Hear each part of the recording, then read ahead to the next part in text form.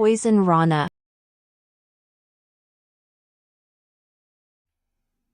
Hello. Hello. Braden Herrington here with Davie Portman for Poisonrana. You found us on whatever podcast app you're using and YouTube.com/@PoisonRanaPod.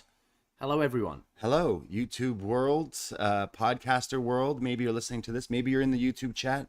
Maybe you're watching the video. Maybe you're in your car listening to the audio. Maybe you're out for a stroll.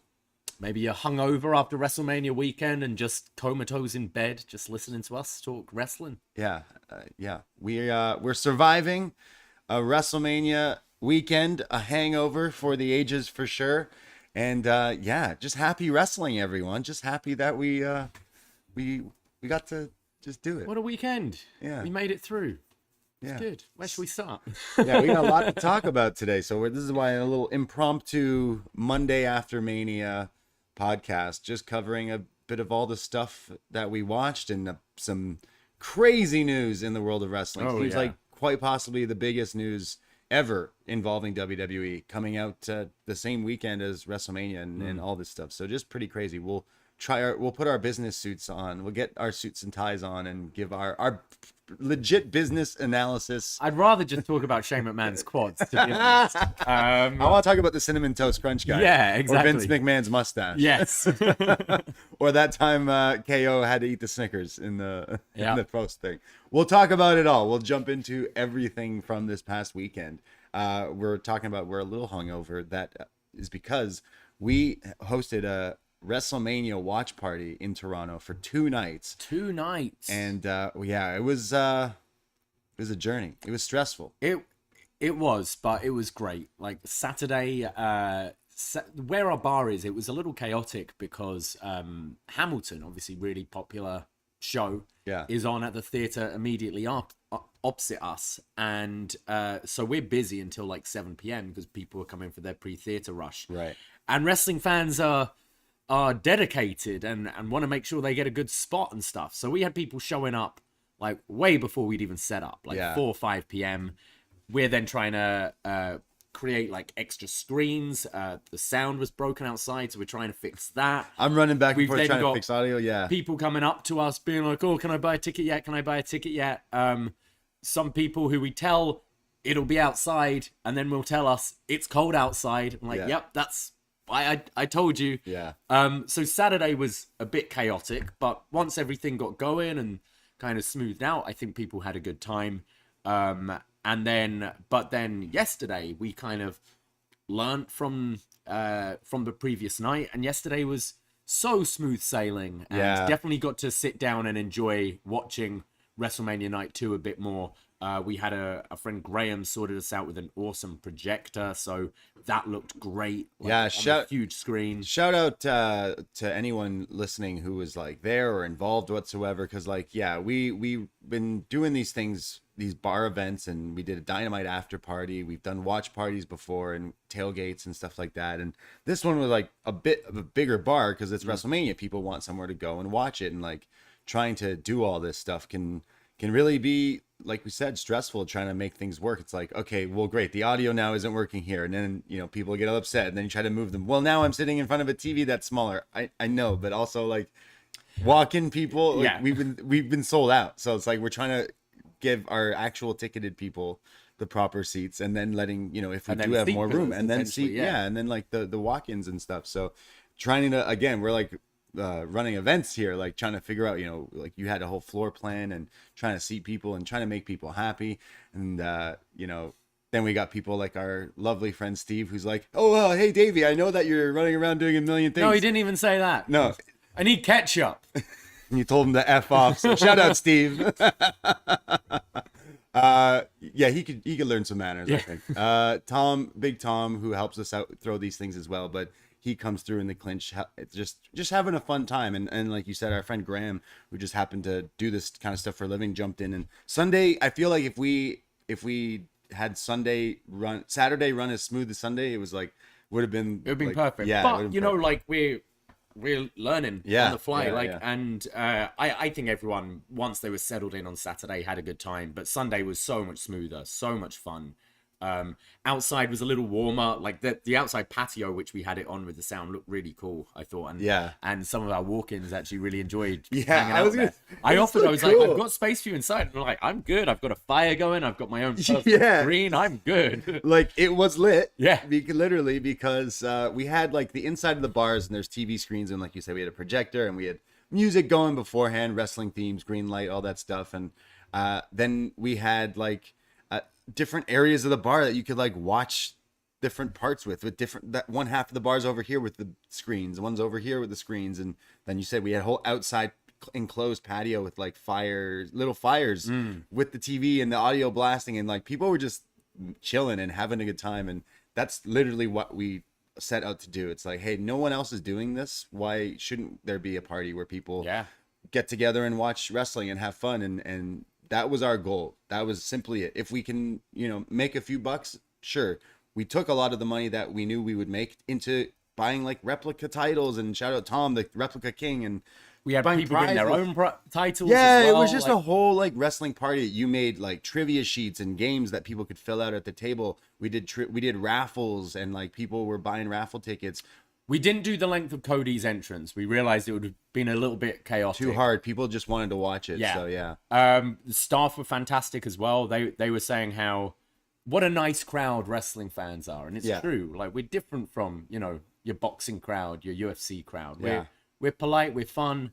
I was so happy, especially yesterday, and thank you to everyone that came, and hopefully we can do more of these and see more of you at these events. Forward. It was great to see. We have obviously our some of our listeners. We had the McDonald's get their VIP booth night 2. We gave our world champ patrons. This is what happens if you're a world champ patron or a patron of ours. You get treated very well. We give them individual, like, their own hangout with us. Essentially, our whole crew was there, and I love that we have our like family of supporters and not just listeners, because some people are like, hey, I love wrestling, don't really listen to podcasts, but I love coming to your events, and I'll continue to always show up. And I'm like, that's also amazing. And just having people say like, hey, I had a great time, thank you so much, it felt good. We had 2 guys fly from Halifax, well, 3 from Cape Breton if you include Andrew from Cape Breton as well coming over. We had these 2 guys, they found us on Google. They're like, we're flying in for a Leafs game or something, and we wanted to watch it somewhere, and you were the only place, so we came, and they were funny. They were really fun.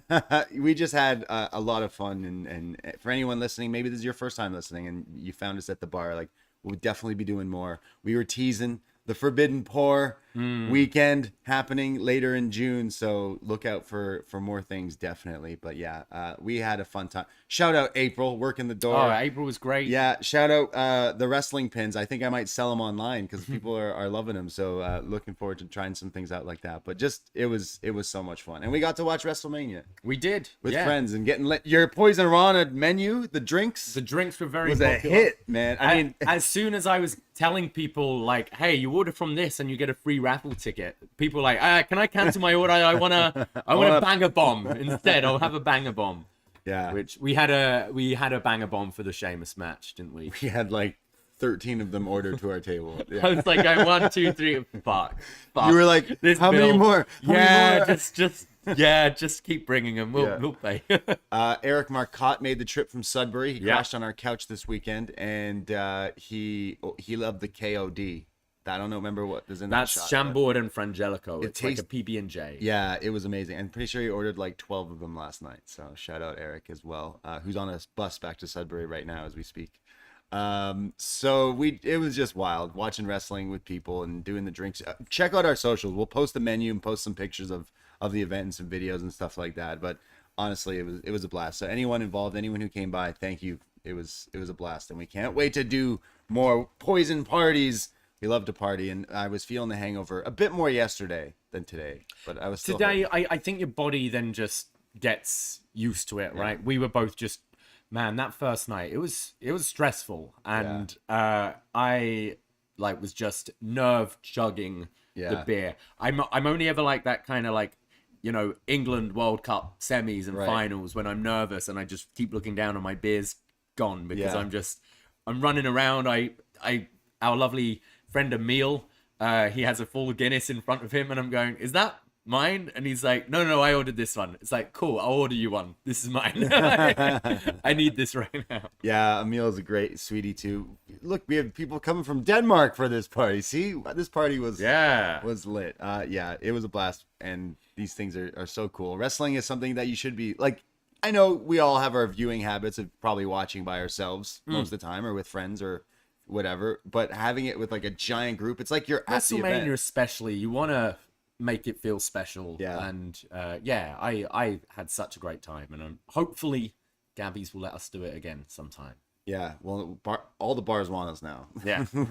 we're up. We're like up for sale essentially. Yeah. For business. Gonna have a merger, are we?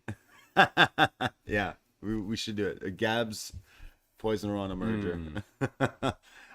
So we watched WrestleMania this weekend. We're a little hungover, but somehow we survived. We promised ourselves, if this went okay, that today we would record a podcast talking about everything, and then we'd go to Hooters for all-you-can-eat wings. That's all we said if we could do this and pull this off. All you can eat wings for like $19. So we're doing it, guys. Yeah. That's my that's hands our are prize. still covered in wing sauce from yesterday. Yeah, we already ate wings I'm like, yesterday anyways, because Gabby's does have great wings. But like, yeah, I don't know why that was the one thing that we're like, let's get wings. well, I normally work on a Monday. You normally go to your girlfriend's in the evening or whatever. Yeah, and it's Monday. It's all you can eat wings. So we're gonna go. This is how we're celebrating. We're gonna go to Hooters Toronto. Yeah. And figure out the schedule for this month, because we haven't even thought for the about that Patreon, yet. and then come home, maybe watch Raw, because it seems like it could be an interesting Raw. So I saw on .com when I went to get pictures, they were kind of doing like top surprise returns on Raw after Mania and things like that. So I'm sure, especially this is Triple H's first Raw after Mania, I'm sure he's got some plans. You know, maybe Conor McGregor coming out. Yeah, double champ. Challenge Roman and become the new undisputed Universal WWE champion. It's gonna happen. Yeah. It could happen. Not Cody, who? Yeah.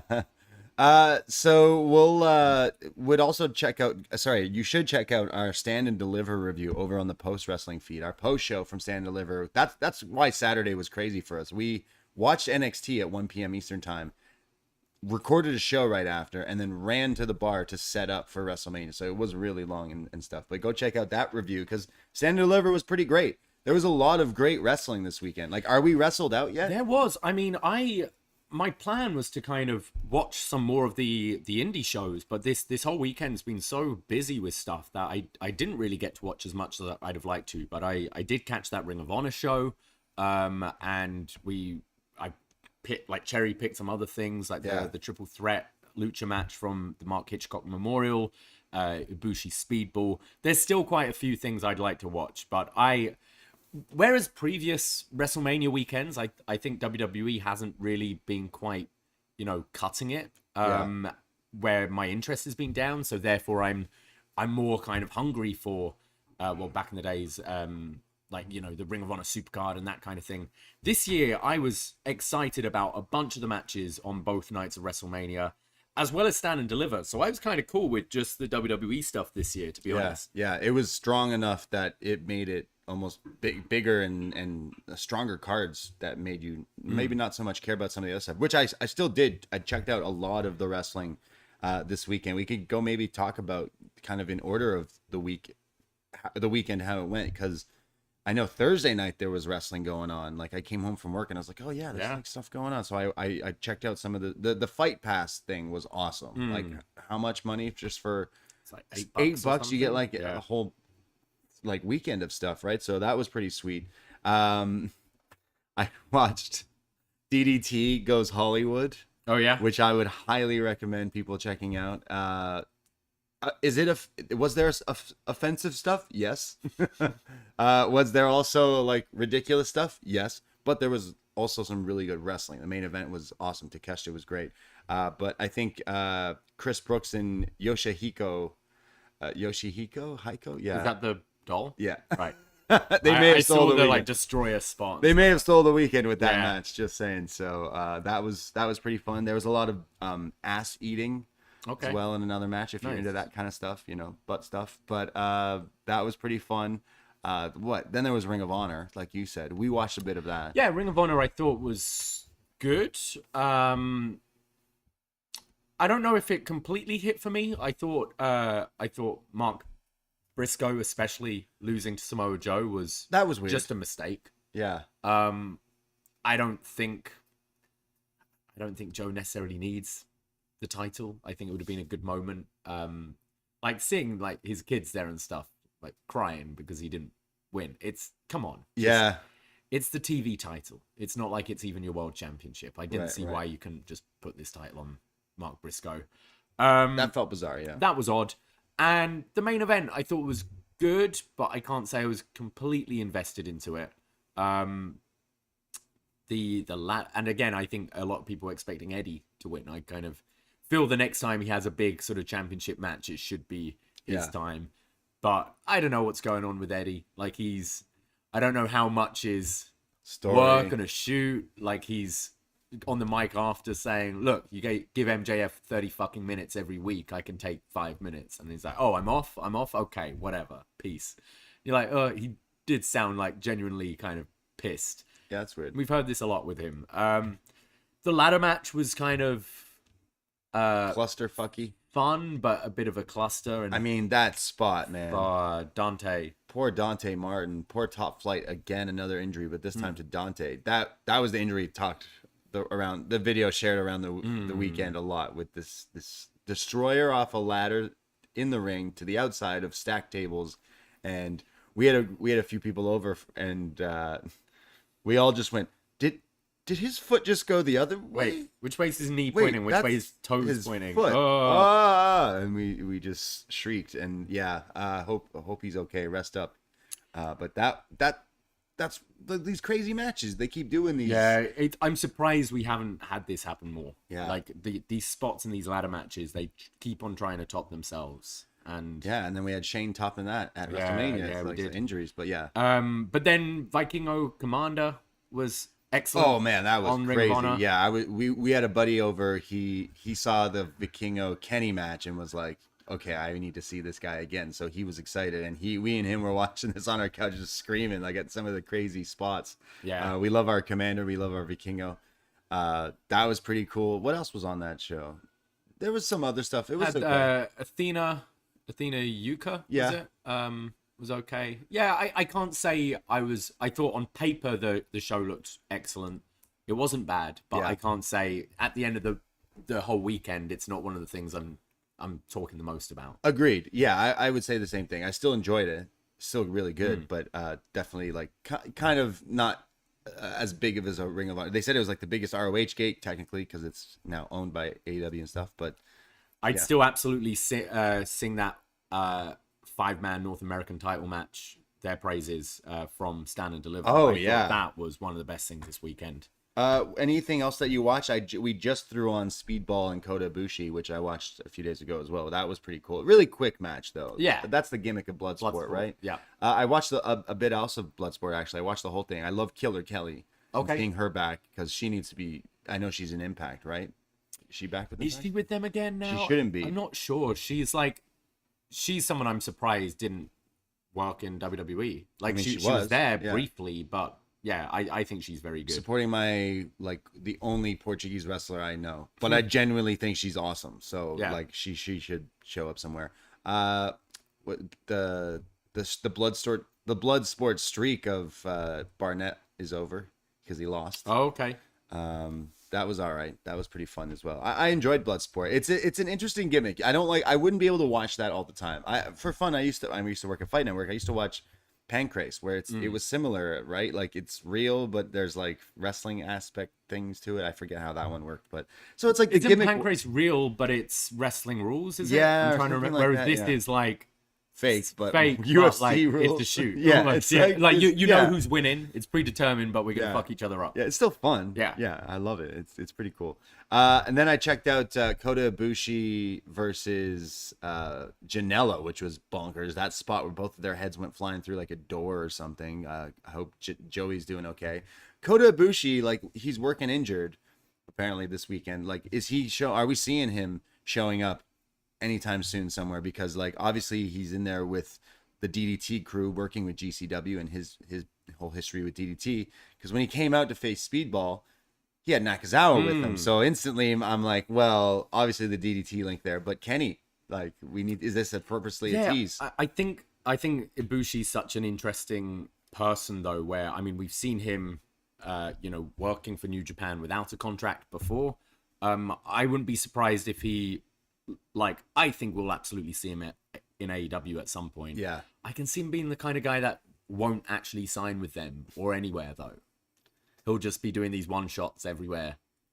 It's just gonna I can't see up? him. Yeah, especially after all the contract stuff with New Japan, he might not want to enter one or be tied to anyone particularly. So I do see him eventually absolutely working in AEW, but whether he'll be full-time contracted, I don't know. Yeah, I would love to see it. Just seeing him, he was emotional, I think, coming out for that speedball, because he's like, wow, I haven't done this in a while, so and I love this. So would be interested to see a lot more of him in the near future. Going into this year, like seeing him wrestle in North America, it's like, okay, yeah, more Kota Ibushi, please.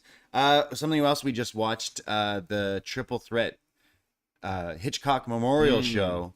The Vikingo Commander again going at it, but this time they had the base of Black Taurus in there, who is awesome, by the way. He's great, and This one's great nuts. base for all these crazy flying people. I thought he stood out last year's WrestleMania weekend, but this was fun, and for a big guy, he can move as well and do some crazy stuff himself. Yeah, I loved John Cena from postwrestling.com. He did a recap weekend, like spoiler free of just listings, and he would put recommended. So I knew, like, Cena, obviously, when we would talk with him, but he would recommend people, like cherry pick the stuff, kind of what we do. And it was good to be like, okay, he said that was good. I know Pollock was saying it was good. I'm like, I need to watch this Triple Threat. So I did, and I thought that was pretty awesome. Those three were killing. It just needed Gringo in there to go nuts on it, but it was nuts already, the three of them. So Vikingo's just having a crazy whirlwind of a few weeks.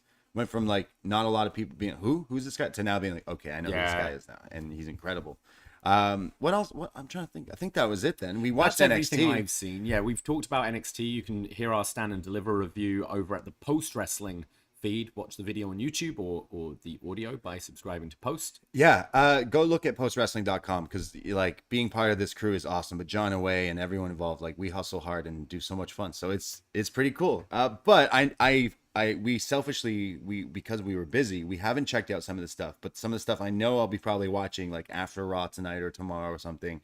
The rest of spring break. Maybe some of Emo Fight, just to see some of the people's outfits, but World on Lucha. Yes, I support Gringo. I'm definitely going to be watching. I just, because of when it was, we couldn't watch it, the timing and stuff like that. Yeah. But I will be watching that tonight. So lots of wrestling. If you're in the YouTube chat right now, throw in your suggestions of what else to catch up from the weekend.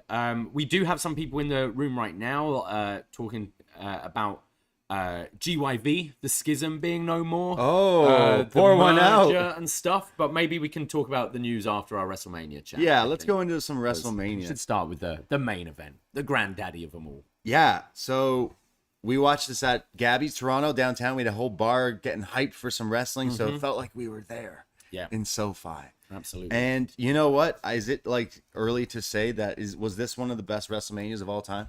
I think so. Like, I would put this top 3 with 17 and 19 for me right away. Like, both nights. I'm looking at Cage Match, and night 1 seems to be a bit higher regarded than night 2. Yeah. I don't know how much of that is people salty with the outcome of the main event, but we'll get there.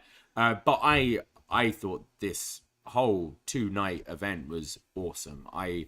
I'm going to sound like a real WWE mark on this show, because I thought they absolutely killed it. And I didn't really think there was anything weak. There was something that obviously had my attention more than others, but nothing really shat the bed apart from Shane's quads. Yeah, on night 2. Yeah.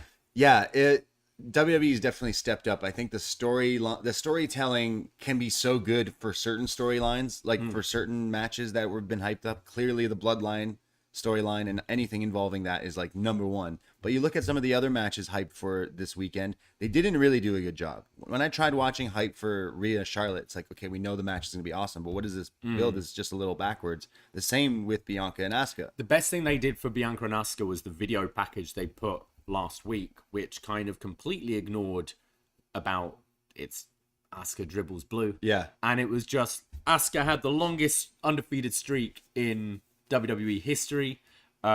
She's done it all. She's won the Rumble. She's won the Raw, the SmackDown, the NXT. She's won Elimination Chamber. And then putting over Bianca Belair and all her athletic achievements and how she's champion for a whole year now.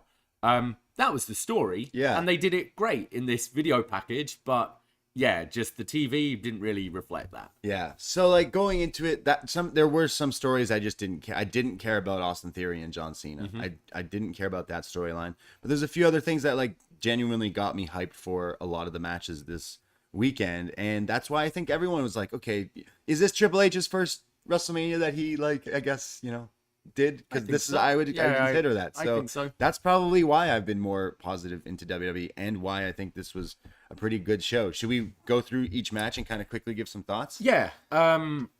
Started with Theory and John Cena, which I can't say I've watched. I was running around. It was there. I know what happens, but I don't really have much to take away from this because this was right at the beginning of the event where it was still kind of crazy trying to get people into Gabby's. Yeah, as all our walk-ins were trying to come in. But yeah, I'm not the biggest Theory fan. I guess they're having him beat Cena here, cheating to win. Yeah. Which Cena, you've been kicking out of way worse things. I've seen you, but you're older now. Yeah. That's why, I guess. More hair on your head. Exactly. Sort of.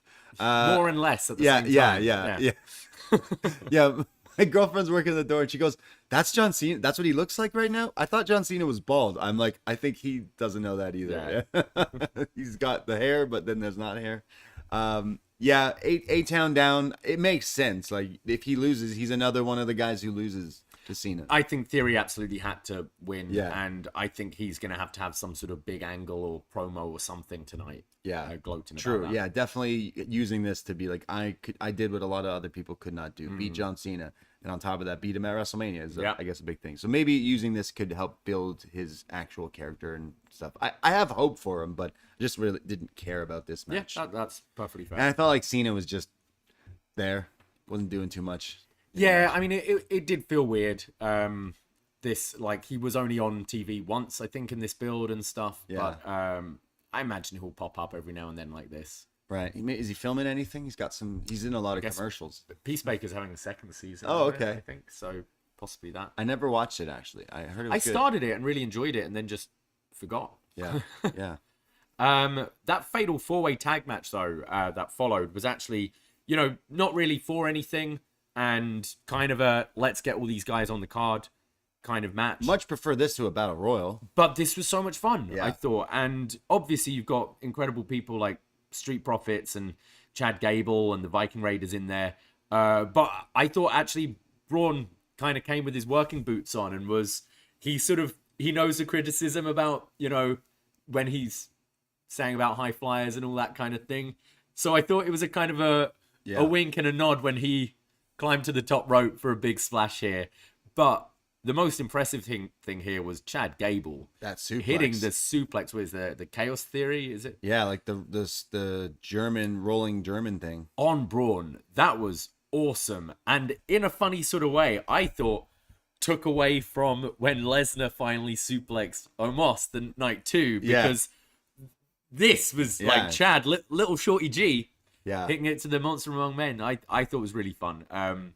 So Street Profits win. I think they're the right choice. I think they're the most like established tag team and can go forward. But I actually really enjoyed this match, which, this kind of match another year would be a smoke break. But I thought these 4 teams were kind of like, all right, it's WrestleMania. Let's try and prove something. Yeah. Hey, we got less than 10 minutes. Then let's just go out there and do something pretty fun. And I think all teams hit their mark perfectly. The pairing of Ricochet and Braun really works as well. Yeah. I think two guys I don't really often care about, but when put together, I'm like, hey, they're pretty fun. And I'm a huge fan of the Viking guys, but they haven't really done too much either lately. But great WrestleMania like throwaway match, like really fun for under 10 minutes for sure.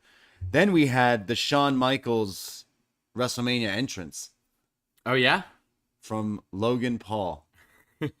This entrance was pretty ridiculous where he zip lines. I mean, we didn't talk about the set. The set this year was crazy. Oh, gorgeous. It's like the Oscars. This was and it had the kind of movie posters, but for the match graphic. Right. So like the people in the movie. This was one of the coolest looking sets. I think this, like 33, not much is touching that Orlando the roller coaster set. But I thought this looked beautiful. The big steps, the big red and gold. Yeah. I thought this was one of the best sets for a long time. Yeah. And looked even cooler when this guy, Logan Paul's flying in there. Yeah. Looking ridiculous. Out of all the people, he gets the Sean zipline entrance thing. It looked great. So we were then. Can't even hate on it. I can't hate on it. We were then going, okay, who's gonna be the reveal in the prime bottle? And I'm trying to remember. I think Eric said Randy Orton. Okay. I thought it might be Grayson Waller gonna be teaming with Logan Paul. With Logan. Right. But of course, it was KSI. It's KSI hanging out. Yeah. In the prime bottle. I mean, like this thing, I don't know why this drink is so popular, but it is. Like not tried one. We live in Toronto, and like I see people going to specific places to buy them, and like for people who love energy drinks or powered, there's an energy one and there's a non one, and like I see people like buying. Yeah, I see people buying them all the time and drinking them all the time. So whatever they're doing is working. Yeah, and this was pretty funny to have him come out in the prime bottle thing. This match was pretty fun. But then Seth's entrance gear as well. Oh right, yes, he looked good. What was it? It was like Jeff Jarrett kind of pink straps, and then he just had like balls on his gear. It looked like. Yeah, he came out like he looked it was like these weird red chaps, kind of. It was ridiculous. Double J Seth Rollins. Yeah, slutty Seth Rollins is what it looked like. He was like the outfit. He's like, oh, it was very strange. Yeah, but it worked, I guess. And the match was a lot of fun here. Yeah, I mean, when the prime bottle took the spot through the table, that was that was hilarious. You know what, Logan Paul, really great. Knows like picked this up so fast, considering he did not. And it's not just doing the cool moves. It's being able to play with the crowd, being able to play with the camera, like the audience at home, giving those sort of smug looks and stuff. He's really got it. Honestly, like promoting your drink, being the bad guy, getting the cool entrance, like this guy's living like the dream essentially. Yeah. I kind of hope he does stick around. I know there's talks after this he was kind of maybe done or something, but the way he's been wrestling, it feels like you know him, Pat McAfee, Bad Bunny, they're gonna be in and out. Yeah, I think a lot. Yeah. I think it's good for both like companies, like the Logan and WWE, that kind of thing. It was fun, and it really like got me into some of the like silliness with the prime bottle. It's just like as silly as it is, like that has people talking about it. That has people like it had people howling at it. I gotta think Seth is probably gonna be an opponent for Roman down the line. We have had the match before, but now with Seth as a kind of full babyface, I think giving him a big WrestleMania win, I wouldn't be surprised if he's one of your next challengers. Big guys, okay, yeah, for sure. We had the 6-woman tag team match, meaning the legends of Trish Stratus and Lita, Hall of Famers, right? Coming back to team with Becky Lynch, a future Hall of Famer for sure, teaming up to take on Damage Control. My girl, Io Sky. She's still Io Shirai to me, but Io Sky gets me high. To see Io in there with Lita and Trish was pretty cool. The match itself didn't get to like next level crazy, but I would say that it was still just kind of cool seeing all 6 tie up here. It was cool. Yeah, it was cool to see all these people. Like we've obviously been following the like Damage Control right from NXT, Bayley and Dakota and Io. Team Kick. And then it's cool seeing Trish and Lita with Becky. But I didn't think much of the match. I didn't think it was bad. But this, I think, was, you know, you just had a big match with Seth and Logan, and you know what you've got coming up. So I felt this was a bit of a, like, just chilling with this one. Yeah. Well, the legends there, Trish, Lita, and Becky beat Damage Control, which is damaging for Damage Control. Like, what's going to happen? Are they going to stick around? Yeah, I don't know. Is Bayley gone? Rey Mysterio versus Dominic Mysterio. Father versus son. I don't know what the hell this was, but I loved it. From entrance to the end of the match. This was fantastic. And this was where the bar were really getting... We were like buzzing. There was like Dominic's entrance with the escorted out by the police. We get this, with the we get handcuffs. this video package with that they've been showing where he's like in jail and all this thing, like him, and then he's the sirens, right? The things bring him out, and he's in there. He's got his gear, but he's handcuffed. He's acting like this total badass, Yeah. and Michael Cole's The like Judgment Day Rey Mysterio mask. like yeah. the purple Oh, it mask. was like a Halloween Havoc, Yeah. Judgment Day, Rey Mysterio mask. That mask was lit. Yeah. This had me laughing so hard, but he looked sick, and like the sea of booze. And then I didn't know how they could top that for Ray's entrance, but someone had the great idea. Someone needs to be like applauded for, yo, what if Rey Mysterio just comes out with Snoop Dogg Yeah. in a lowrider? Fuck it, we'll play Eddie's theme too. Dude, I have not marked out like this for a long time. I think I would have started screaming if I was at this event. Just love it. He came out, not only it's in California, so he came out to Snoop and Dre, like played that first. Yeah. Then they played Eddie's theme, then they played Ray's theme while they're all coming out in a lowrider. This was one of my favorite entrances just of all time. This whole thing, this story's been so great. Again, like a story they've built over time. I think they kind of chilled it at the right time. We're moving Ray to SmackDown for a little bit, and I think they've done this perfectly. And yeah, the crowd really getting into it, like when Dom throws the drink in Aaliyah's face, and then Ange slaps him, and then Ray pretty much gives him a spanking. Like the bar were going nuts, and we actually had it during this match. A couple of the kitchen guys coming out like, whoa, what's going on here? Because they clearly hear this crowd getting like rowdy, and they're like, oh, it's Ray and his kid? Fuck yeah, like this is great. Kid. Yeah, beat your kids. So fun. Yeah, this was great. Yeah, Fantastic. it just done well. Look, Rey Mysterio's like so many years removed from his prime, but like, is he? Because like he's got down. You're the legend. You're Rey Mysterio. Like non-wrestling fans know who you are, so you can now do all the WWE stuff with, getting involved with his wife and stuff like that. He's done before, but like he's so good at everything. And then Dominic, like they tried it with it working as him. They're like, hey, that didn't work, and they moved, and look where it's like snowballed and evolved into. I think as well, it's now kind of there is obviously all this like ironic cheering and booing of Dom. Yeah. And I think when your dad is the most recognizable luchador ever, one of the best of all time, Dom isn't going to be that. Right. Like he's fine in the ring. He's no Rey Mysterio. He's not going to be the next Rey Mysterio.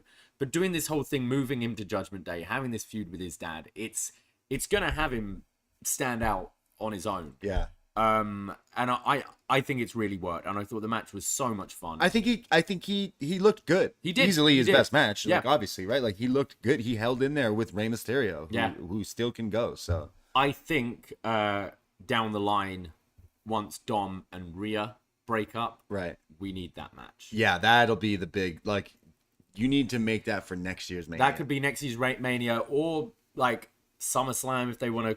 Dom, I think SummerSlam's too soon. I know the IC title right now is taken up, but from somehow, some way, you get Dom getting the IC title. Rhea versus Dom, just like Chyna and Eddie, his other father. That has to be a huge match. Rhea versus Dom one day. Yeah. Oh man. I don't think it needs a title on it. It would be funny just if it had for that, like yeah. the callback. Yeah. But I love this match. Definitely rewatched the entrances quite a few times. Oh yeah, this one was just so good. Again, was it like the best match? No, but everything involved like was so good. The crowd were in the palm of their hands, like so good. And Rey Mysterio, just one of my all-time favorites. Rey Mysterio, now a Hall of Famer. And I mean, I love the great Muda mask he was wearing because he's clearly a big fan of Muda, and he wore a different one that night too when he came out on stage. But the mask he wore at the Hall of Fame, wow, that was a mask. He should have just wrestled in that. Yeah, because I think that was just all diamonds on it. It looked it, yeah. So like, yo, that was some pimp shit. Rey Mysterio, the OG. But Latino World Order, LWO. How many months, years have I been saying, yo, bring that shit back? And they did. SmackDown, Rey Mysterio basically said, yo, Legado World Order, baby, and gave him shirts and basically said, hey, we got the IP back. I'm running LWO to go up against Judgment Day. So wrestling's great for me. Everything I love is just happening. Like we're saying, like the Eddie Dom Ray thing seems like Eddie in China. You got an LWO coming back. Like, yeah, you got to imagine it's going to be I would think some sort of multi-man thing in Puerto Rico.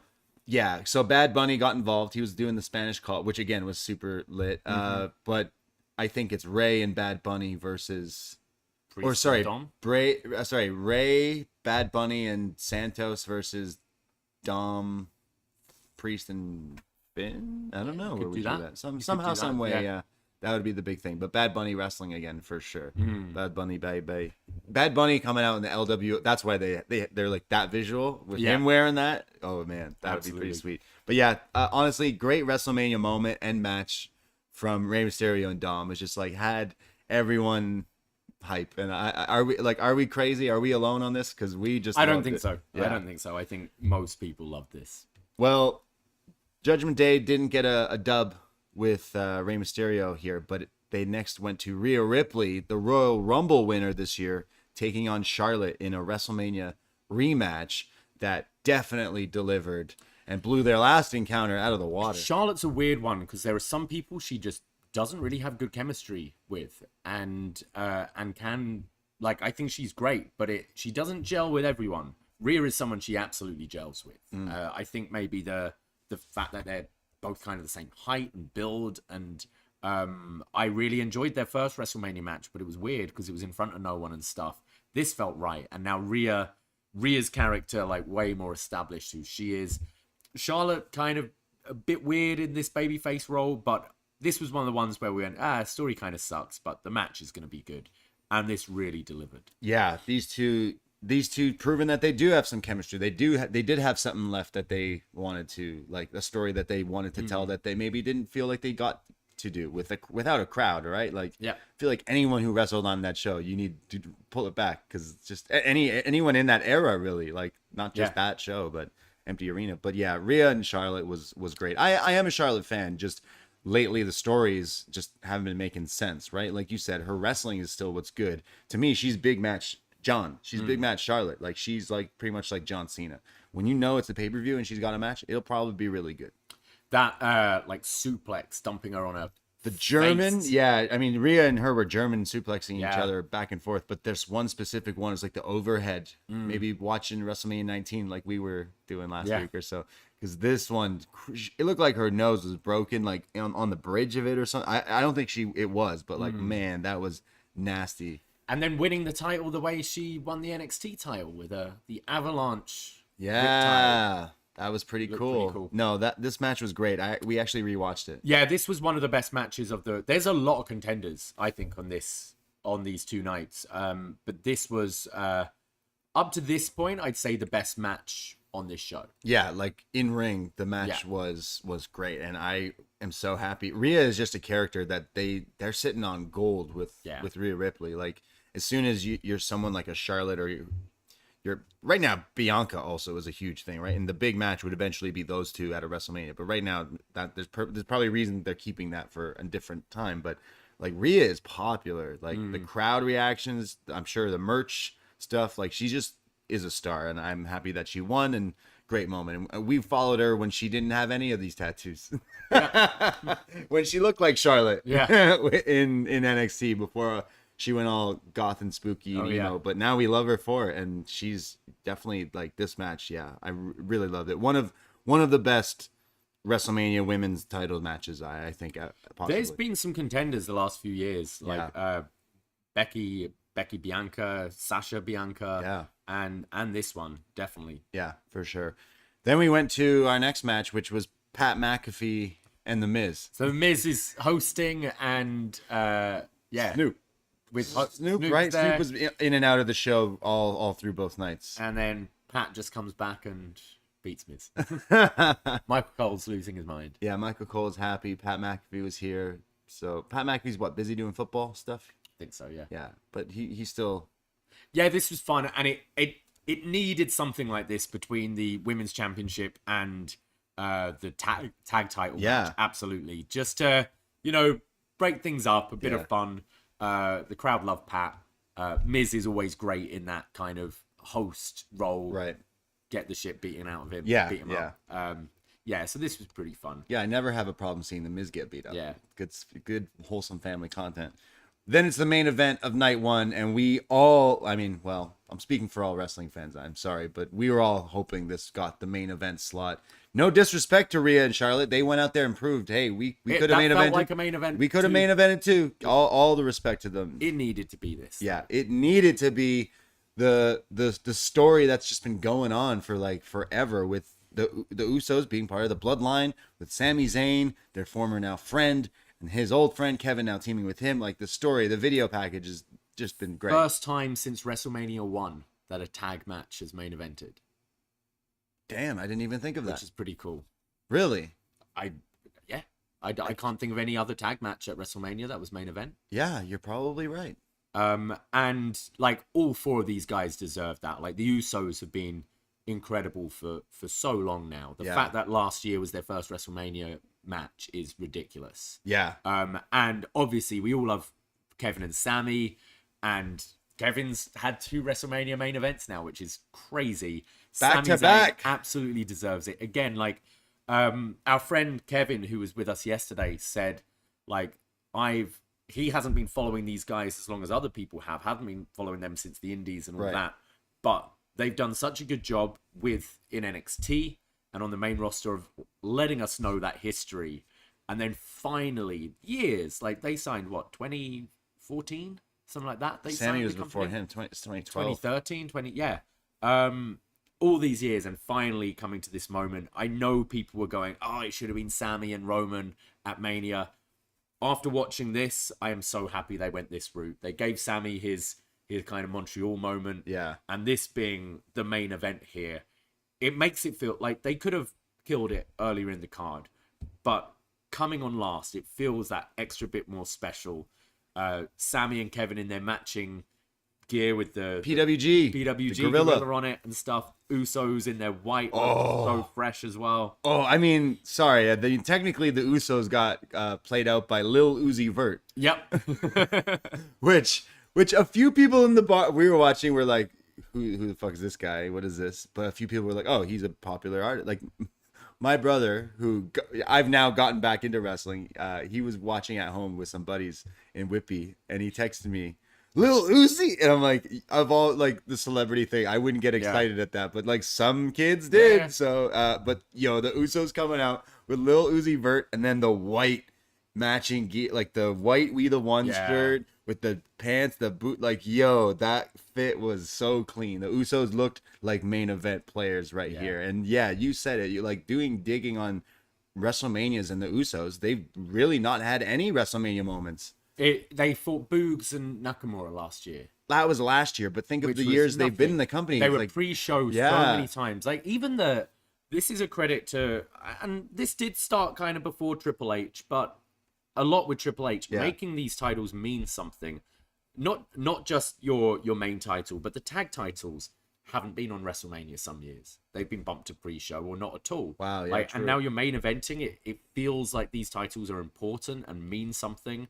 I thought it was great, and man, like this match was just one of my favorite matches of this year.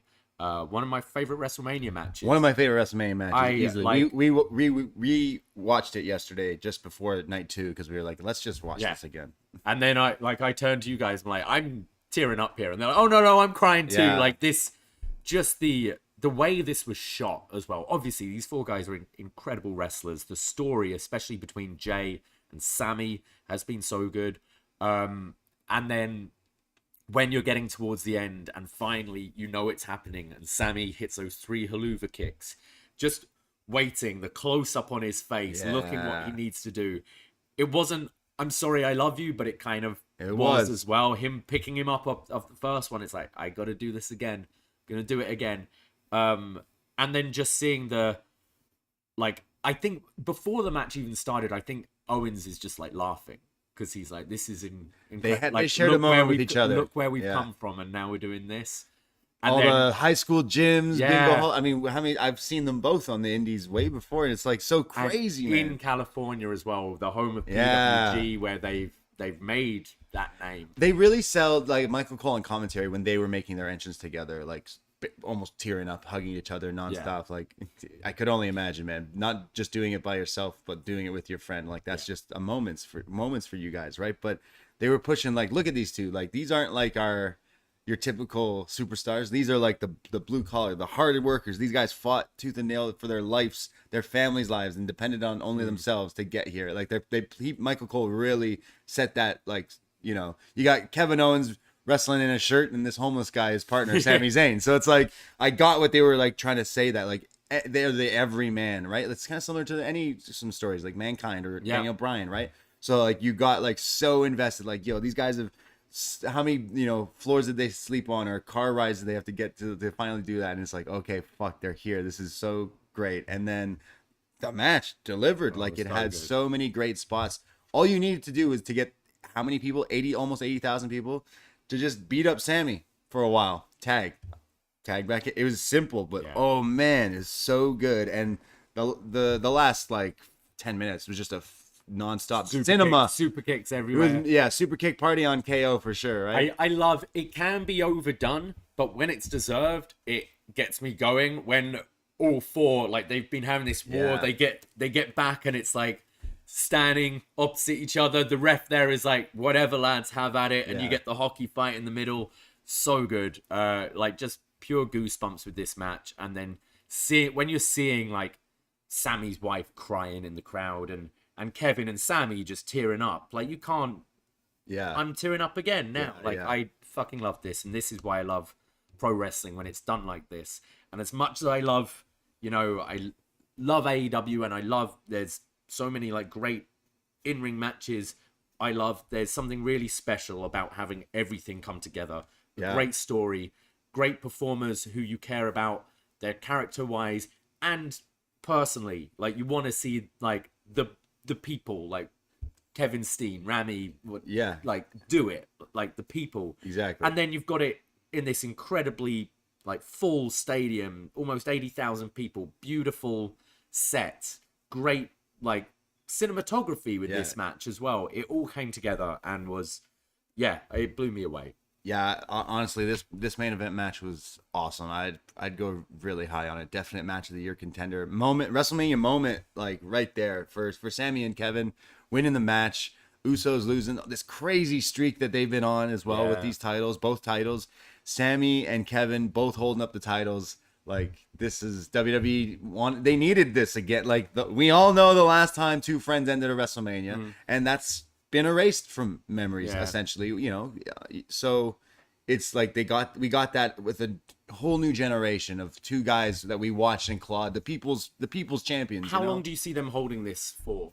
Yo, that's a whole next thing. As much as I was like, like you, this made me feel so happy for the, you know, these are just characters I watch on TV. I don't know these people personally, but I'm rooting for these people because I followed this and wanted to see this.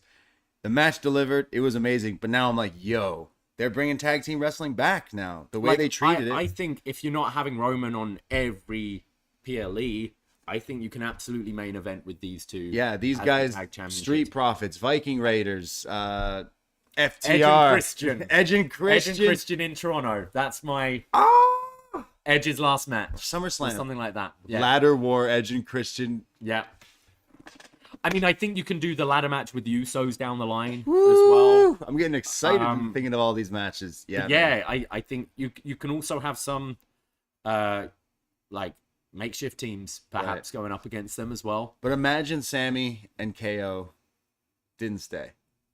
I know. Imagine, like, they could be wrestling on Dark. It's funny because you mention like how these aren't your typical like main eventers. Look at them. But then you think of all the people that connect aren't your typical main eventers. Austin, Bryan. They're always the, like, you know, blue collar. Of course. But the fact that before he went, like, Vince McMahon basically didn't make AEW an option for Kevin Owens specifically. Like, apparently he said that there weren't really any feelers there because Vince was like, I want you to stay. Here's a fuckload of money. Owens was like, all right. Yeah. So it shows that, I mean, they gave him the Austin match last year, but it shows they really, like, do respect what these guys do for this company. And Sami especially, it's taken a long time. We followed him since NXT and we've gone, he's going to have that Daniel Bryan moment one day. it came a lot longer than we thought it would, Yeah. but now it has. It's I could keep going on about. No, it. yeah, honestly, it was just so good. Yeah, it just the whole night of WrestleMania night 1, yeah, was a lot of the wrestling, like some of the best in-ring stuff. Some of it wasn't, but just the way stories finally ended, the way things had their moments. Fucking Rey Mysterio coming out with Cinnamon Toast Crunch. I don't know how high I was watching that entrance with Snoop Dogg, Rey Mysterio, Bad Bunny's on commentary, and there's a guy dressed as a Cinnamon Toast Crunch thing. Yeah, I was zooting. I was lit. This was a great WrestleMania night. This was just night 1, but to end with KO and Sami, just awesome stuff. And we were loving it. We were smitten. Could have went out with that.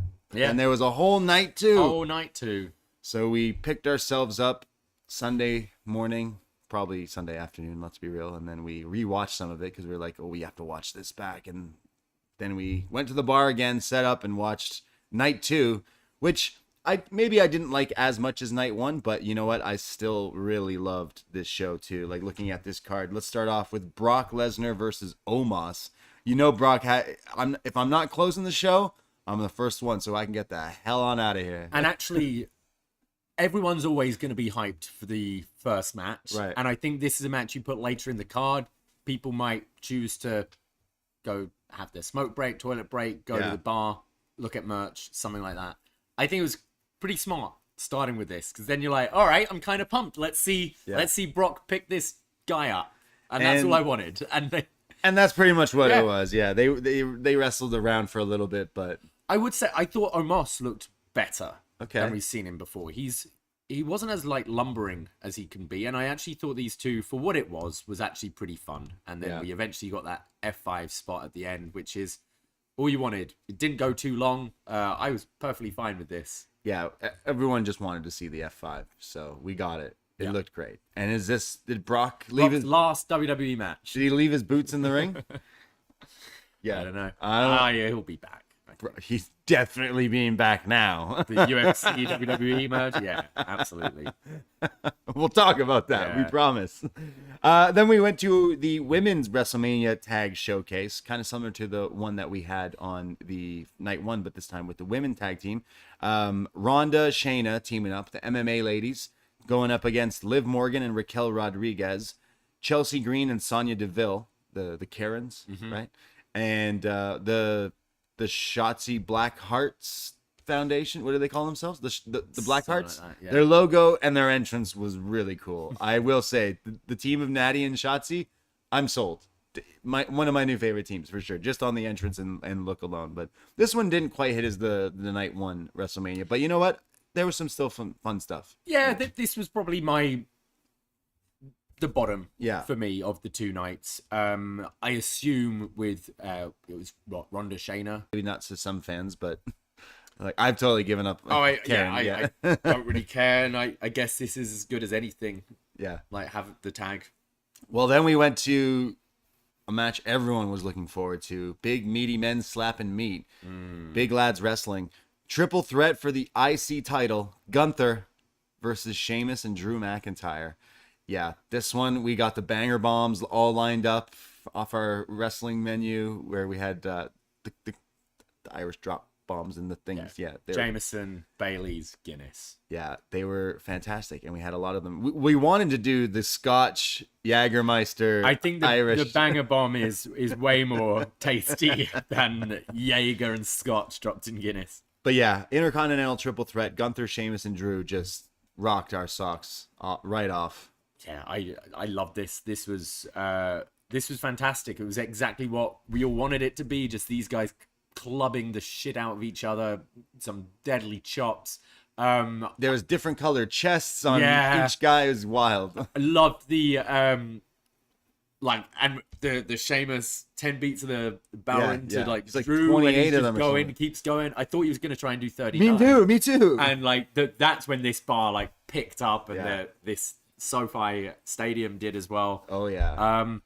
I was surprised Gunther winning here. Oh, Gunther getting a big entrance here as well. Oh yeah, with his lads introducing him there. We got Johnny Sins introducing Gunther.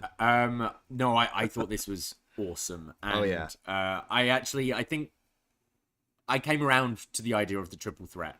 At first, I was like, oh man, I kind of just want the singles. Yeah. I thought this really worked, and real different kind of triple threat to what we're used to with these three. But yeah, Gunther, they're going all behind him, and this IC title feels like something. And I even wonder if you want to do a IC versus Universal at some point. Whoa. Like both of them on this incredible streak with these titles. Wouldn't be surprised if we see that down the line with Roman and Gunther. This is so cool. Also, I'm so over now that remember when we were upset, he changed his name to Gunther. Yeah. I just call him Gunner now, Gunna, and he's great. That's what I call him, and it's fine. The name works. People chant that. People chant like things for him. Walter was a ridiculous name as well. Yeah, you get used to things, and I think Gunther works great. So Sheamus is a ridiculous name as well. Like, yeah, you just get used to it all. I can't believe it, because like Sheamus and Drew had to be some of my least favorite wrestlers to watch back years ago, and look the like evolution of them is just awesome. And I was rooting for Sheamus by the end of this match, and the heartbreak of him losing was like, damn, okay. However, he needs to be the one to take it off him now. Like, I thought that's where it was gonna, and now you just made me go, wow, they really went with Gunther. Good for Gunther getting the WrestleMania match and a win. Like, wow, he's made it again from these small venues. It was a very definitive. It kind of reminded me of the Roman Edge Bryan triple threat, where at the end it was good coming in, powerbomb to Sheamus on Drew, powerbomb on Drew on top of Sheamus, and just definitively putting like both guys away for the win. This was great.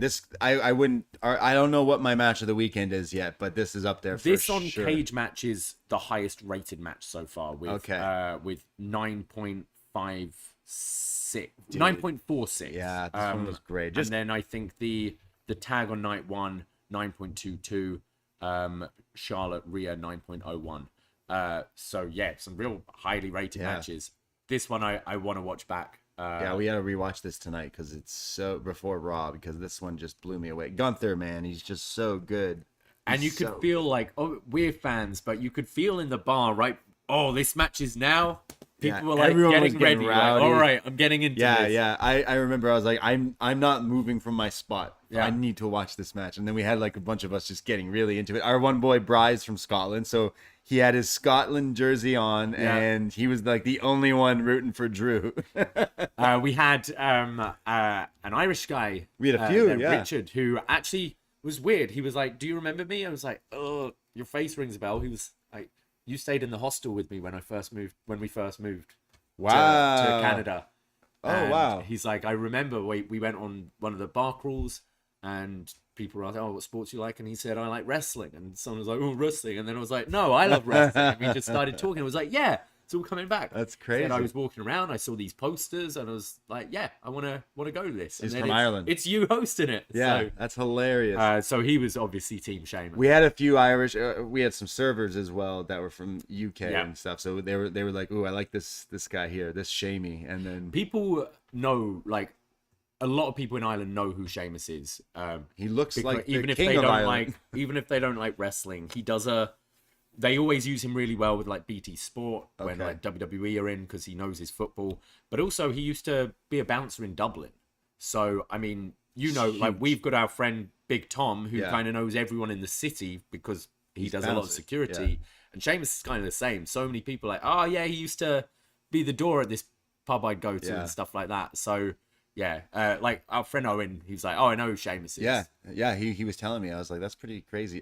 Again, Sheamus, when he first came in, when he beat Cena for that title years ago, the table thing, I just did not like him as a character. The wrestling just didn't hit. But all these years later, it took so much for. Now I'm like, you are great. I love this. I love you as a person. His workout videos with the wrestlers, that's also pretty cool that he's been doing. And I think it's good for all these guys to have, other big meaty men you can hit. Like, there's, with the WWE style, it just doesn't really work when Sheamus is clobbering someone a little smaller than him. But when you've got, your Drews, your Gunthers, your Lashleys, these big lads who are fast, athletic, and are like, yeah, just hit me in the face. It's so fun to watch. Yeah. You need the right dance partners, and these three, they need to just run this match back, maybe, possibly at Backlash, because... Yeah, I wonder if, like, Sheamus is gonna have one more chance. Like, SummerSlam or something like that. I love Gunther, right? Like he's just so good. But Sheamus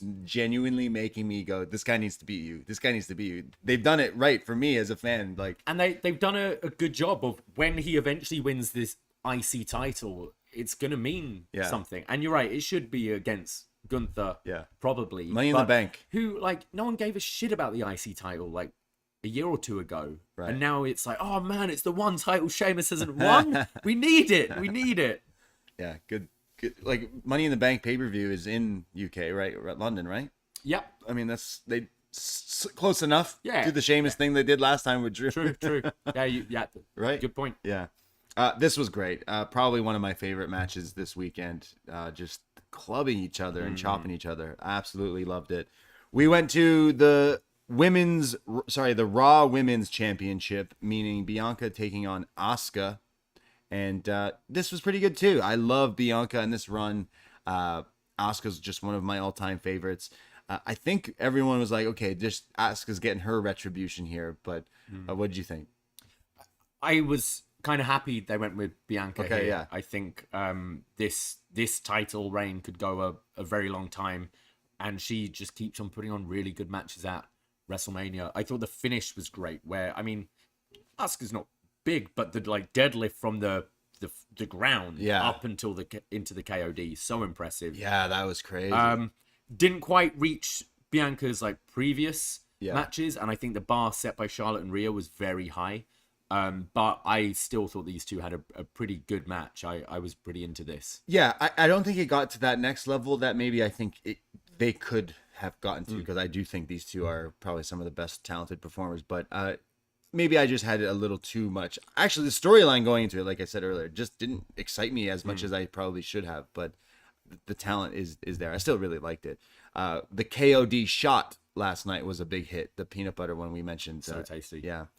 We go to our next match. Okay, I'm on Wikipedia here, and it says Snoop Dogg beat The Miz in 1 minute. Is that... Don't believe everything you read on Wikipedia, because that is not true. What happened here? The Miz comes out and says, Snoop, you shouldn't have put me in that match yesterday. You ruined my suit. It was really expensive. And Snoop is like, yeah, well, you're gonna have another match. And he's like, yeah, well, like Snoop, I don't want to fight you. And he's like, no, you're not gonna fight me. You're gonna fight my boy.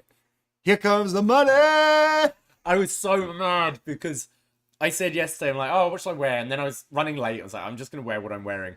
But I wanted to wear my Shane O'Mac jersey. And then... you lost your mind. And he came out back. Yeah. So I'm standing in the bar and watching this, standing next to some friends. And Shane O'Mac's music hits. And the bar goes nuts. But I know that I hear someone losing their mind, and it's you. I didn't have to look over, but then I look over, and from like across the bar, you I don't know if you know how to moonwalk, but like you can do the Shane McMahon shimmy thing. What do you call that thing? Yeah, like the Shane shuffle O'Mac, or the Shane O'Mac shuffle, skipping, skip, right? You in like record time skipped like Shane O'Mac from one end of the bar to the other end of the bar, but you did it so fast that you went flying into me. And my Guinness went all over my jersey, which doesn't have any on it. So I did a good job of cleaning it. I was 2 for 2. I covered Trav on night 1 with Guinness as well. So just some audio visual theater here for listeners. Davey's doing the skip across the bar right into me holding a Guinness that just I saved it, but like a big. I'm just like you. Like, you were like, I'm not even mad because that was an incredible skip. Like that was good. Yeah, you were like, oh, I'm so sorry. I was just like, yeah, that was lit. Wiping off this Guinness, and like the people who saw were like, oh my god, that was amazing. And then like we go over to our group, they all didn't see it. They were all watching Shane McMahon on the screen. Anyways, so all-time WrestleMania. So Davey lost his GD mind over Shane O'Mac. I think the only person really who was like, oh my god, never say never. But Shane O'Mac comes out to face the Miz and starts wrestling the Miz, and then I don't know what happened here. He does his I think he did his back elbow and then did the leapfrog, and his quad just goes.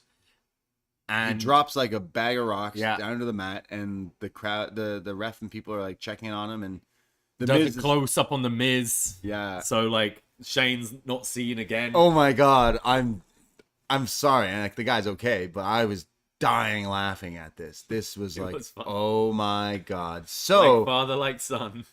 Yeah, quads popping out. We were like, this is a work, right? Like, well, that's what I thought they were doing it because it was so similar to the Vince thing. I thought it was a gag, and it was like Shane's just this comedy character now, and then because they then just transition. But as soon as they're doing a close up of someone and not showing the injury, not even saying anything, not repeat it, like not replaying anything, and just moving on, you're like, oh, Shane's hurt. Yeah. So, I mean, there's some reports coming out right now. We're recording this right after, the day after, but like, I'm sure we'll figure out what happened really, because it looked as if like they knew right away, okay, we got to change some things. So it's like, I don't know if it was the announcer who went over to Snoop and was like, yo, you're fucking punch the Miz, punch him, and then do people's elbow. People's elbow. But you know what? It was great. And Snoop looked like the better thinking on the fly than most wrestlers. I know. So like, say what you want about people who smoke weed all the time, but this guy acted real fast. Yeah. He looked like a professional. And this guy was stoned. Twice. Yeah. And again, like Miz is perfect in this role because he is very quick on his feet. Yeah. And also, he doesn't give a shit about losing to Snoop Dogg. It's like... Snoop literally goes, wow, you took out my boy. Wow, you took him out, eh? Wow, damn. Okay. Well, then fight me. So funny. It was so funny. I can't wait for the trivia question to be in a few years' time at WrestleMania 39. Who won the impromptu match between Shane McMahon and The Miz? Snoop Dogg. In 2 minutes 12, apparently. Wow, what a WrestleMania moment was this. This is an all-timer. And then Shane was just not mentioned for the rest of the fucking night. Did he get? We tried. Did he get paid $800,000 like he did as at that Rumble? I hope so, because you tore those quads. Oh, like man, just for like that's like terrible. It's embarrassing. A whole year of rehab and stuff he's gonna have ahead of him now for just this one stupid fucking spot at WrestleMania. And like. Was he in here? Like, is this Vince and him fixing things? Is that how this come up? Triple H is cool. I don't know. Like, yo, Shane, you need to show up here. It'd be great. Like, of all the people who could have showed up in this spot, we were not expecting Shane McMahon. I mean, he does have the history with the Miz, right? Okay, doesn't he? Yeah. It would have been their second WrestleMania match against each other. Which is ridiculous. Yeah, I can't wait for Botchamania. Oh boy, poor guy. Great. But wow, they did not mention him or show him at all. He had never. All the times this guy's jumped off things and he's been fine. Yeah, and he did the leapfrog.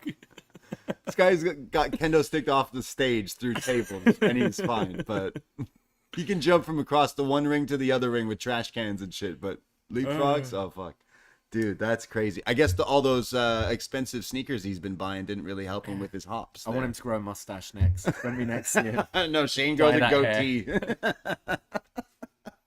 Dude, so funny. Shane McMahon. Like, you know how WWE edits their stuff afterwards? Yeah. Like they go in and they'll clean up WrestleMania. Like, I'm sure you won't hear some wrestlers talking to each other as much as they do and edit stuff out. Would the edit, like the DVD edit of WrestleMania 39 Night 2 be, well, I know someone who will fight you, and then it's just Snoop punching him. They cut out the entrance to all the way till it's just Snoop punching him. I'd love them like next year to kind of play on this. So you're doing the 2-night thing. If it's Miz as the host, or let's say it's like an LA Knight or someone like that, and it's Snoop or whoever brings out his opponent. They should recreate this. Oh my god! They should both nights. Yeah. Both nights as someone come out and just down. We got Shane O'Mac is you took down. out my boy. Yo, you took out my boy there. Anyways, like Snoop looked real dumb. He's like, here's my friend. He's gonna beat you up. First of all, Shane's not that menacing, so it's like okay, and then just gets drops himself. Really. I could talk about this all day for sure. This is so fucking funny. Oh man, loved it. So you're wearing your jersey today. I am. Yeah. You know what you need to get? WrestleMania 39 Shane McMahon jersey. sits on the shop. Yeah. What else happened on that show? Well, Hell in a Cell. yeah, Hell in a Cell. Talking about people getting hurt. Finn Balor. It's looking like he got busted open in this Oh, match. I saw the picture. Yeah. And then shared a picture of his head this morning, which looked nasty. They're saying he was stitched up or stapled mid-match. Jeez. They said that when they went over, there was a good time when the part of the match where they all went over to him. They were talking to him for a while. That they actually tried to close the thing because it was just so. Do we know what it was from? What? To me, watching it would look like it was the ladder or something because they had a ladder or something in the weapons, right?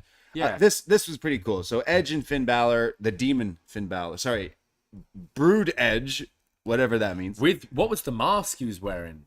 He came out in like this silver crystal skull kind of thing. It looked really cool. I think people were like, "Hey, where's Gangrel?" That's kind of weird. We've never seen Brood Edge being used. Like you wouldn't say Brood Edge. Like they never use it. They've done the Brood entrance a couple of times. They've done the entrance, but like no Gangrel, no Christian. No. But instead, they're like, "Don't worry, we'll make this sound cooler. We'll just let him come out to Slayer because I know Edge loves his rock music." Yeah. So it was really cool. Epic. Him coming out, he had the Cody Vader, and he came out with the crystal skull and stuff. I was Fire like, everywhere. Yeah, I was like, "Yeah, man, this looks sick." These entrances were proper. And then goes into. And then goes into metal. So Edge, I think, had the biggest reaction in this bar. Yeah, like, singing wise. Everyone was singing along. Everyone was going crazy. Toronto, for Edge, yeah. And a few of the staff were like, "Who's this guy?" Because like they could feel, "Oh, this guy's special." Yeah. They're like, "Well, he's one of us." He's a lot Toronto of people. boy. Yeah, a lot of people were supporting Edge downtown Toronto. You know, when Rhea won, they cut to like the people in Australia. Yeah, they should have had it with us. With us. Right? Yeah, Toronto. That was. I hope someone filmed that, and if you do, send it to us because all of us singing Alter Bridge. Yeah, at the bar was fun. But yeah, and then Finn Balor making his demon entrance with the old demon music, like his old music and everything, and like it looked great. Isn't this what like they created this for? This, yeah, obviously they waited till it was nighttime for this for these entrances. It looked really cool. I bet Triple H. I mean, he did the demon against Lashley at Mania, but it wasn't the same. Triple H, when he was running NXT and was doing all those takeovers and these big entrances for your Nakamura's and your Finn Balor's and stuff, was going in his head, this is going to look amazing at WrestleMania one day, this big WrestleMania entrance. And it hasn't really happened. And now it's finally, right, I've got Finn. Yeah. I've got him in a big match against Edge. Semi-main event, really, here tonight. And, doing the full demon thing was great, especially because we haven't seen it for so long. Yeah, it looked great. Everyone doing it and singing, humming, stuff like that. Like people were doing that to his theme a long way back. So it just looked cool. The return of the classic Hell in a Cell as well. Actual cell. No more red. No more milk crates. This is definitely a Triple H thing. Yeah, I think it looks so much better. Like it looks scarier. Just this metal, because it's an actual it looks like the red and stuff. It just looked plastic. It wasn't like it was just the same thing, but it just looked faker. Yeah. Although there was obviously a trade-off. It's like, okay, we're not going to do the red cell. Instead, you're going to use red steel chairs and purple kendo sticks, which I thought was a little lame. I don't know away from the match. Yeah, I don't know what the reason behind that was. I noticed that. I was like, it was just red for Edge and purple for Judgment Day, but it was just a little why. Okay, and then they got other weapons which weren't painted. It was just a little odd. Yeah. I really love this match. I enjoyed the match. Yeah, these two are great. Like Edge coming back, Finn would be a match you want to see in the Hell in a Cell happening here. It got pretty violent, like we said. Spectacle as well at a WrestleMania, having the cell, saving it for something big like this. I wonder if it affects people's views when it was hanging. Normally it's like around the scoreboard, so it's when. Yeah, I was at. There is none, right? Like there is. There's. So at 32. The Hell in a Cell, it was kind of like it was by that scoreboard and came down. I don't remember it being, because I was pretty high up. I don't remember it being obstructed there. Yeah, but I'm sure some people are gonna get shitty views. This was great. I wasn't expecting Edge winning, but it also makes sense to get over this feud. Like he can now exit the Judgment Day feud, I think. Yeah, and that's an end to it. We're now moving Ray and Legado, I guess, taking over Judgment Day. See, Edge is boys with Ray and has so much history with Ray too, so it would be cool if Edge just is with that too. But he did that promo where it's like, we're doing this this is ending. I came without retirement. I don't know how long left. I've got other goals in mind, and I've been feuding with you guys for a year. Yeah. So, what do you see? Well, for Edge? you know, we talked about if Christian does go back to WWE for one last kind of run, that would be the fucking match right there. That those four, like Sami, Kevin, and Christian and Edge. That's it. Like that's how you go out easily. Yeah, I don't think you need to do Roman again. Like Gunther could be interesting if you wanted to go for IC. Oh man, that'd be sick. Like, yeah, just let Edge do whatever he wants. Yeah, he so wants to wrestle people. I'm interested to see who Edge is paired with next. But yeah, I really love the Hell in a Cell. Again, I'm all about spectacle. So entrances and a huge fucking cage. Like, yeah, you've got me. Yeah, Edge looked badass with that skull. I don't care. It looks sick. Yeah, I don't know what it was, but looked really cool. And then we go to our main event. The be all end all. Can the story come to an end? Can we finish the story once and for all? Roman Reigns, the undisputed WWE Universal Champion, taking on Cody Rhodes, and everyone is mad. Everyone is furious. What? How can Cody Rhodes lose to Roman Reigns at WrestleMania? I looked on Twitter briefly this morning. It was like, oh, people are big mad. Yeah, people are big mad. Yeah. I'm kind of okay with it. Yeah. I think this. I think you can do the sort of Naito story with Cody, where he doesn't win it the first time, and it could take a whole other year or whatever for him to win this thing. I also think like this reign has been coming on 3 years now. This is 3 WrestleManias in a row. So over, I guess. And it's been, especially the last year, it's still been very compelling. And Triple H saying about how he's got months planned out ahead. Obviously, this is part of it, and got months of this bloodline thing to continue. It's the bloodline's been the best thing on TV for a year now, I'd say, and therefore, okay, run with it still. People going, oh, but it was the perfect opportunity because Cody was so hot and Sami was so hot. Cool. Well, hopefully they can recreate this again with other people. We don't know. It's going to be Raw after Mania tonight. We don't know if we're going to have some surprises, some returns or whatever. But they've done such a good job with Cody and Sami in making them feel like genuine challengers, which is crazy when you think clearly the match they wanted to do in Hollywood was Rock Roman, which wasn't going to happen. Right. What a plan B and C you have with Cody and Sami. I think they can do it again. It's like Eric Marcotte yesterday was being like, the story's Jay. It's got to be Jay now at this point, which now the tag titles are off him. I wouldn't be against that either. So I mean, hey, we didn't talk about the wink. Yep. The wink. That's true. If you watched, we'll talk about this main event match, but if you watched the first night, Sami Zayn, right before the match starts, is in the ring with Jay, right? It's Jay's the one he's closest with. He winks at Jay, and then the match starts. At the very end of the match, when Sami is killing Jay and he's about to crush him, Jay winks at Sami.